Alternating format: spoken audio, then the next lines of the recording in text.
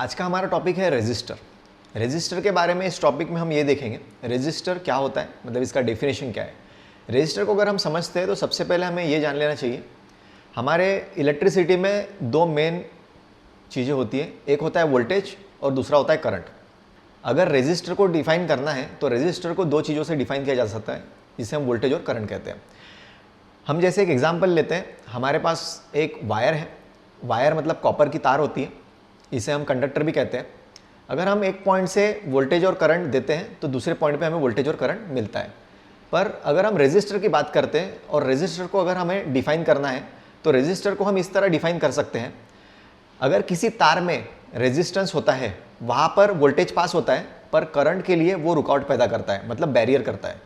तो रेजिस्टर का जो डेफिनेशन है वो इस तरह है, जैसे करंट के पाथ में, करंट के फ्लो में रुकावट पैदा करना, उसे हम रेजिस्टेंस कहते हैं।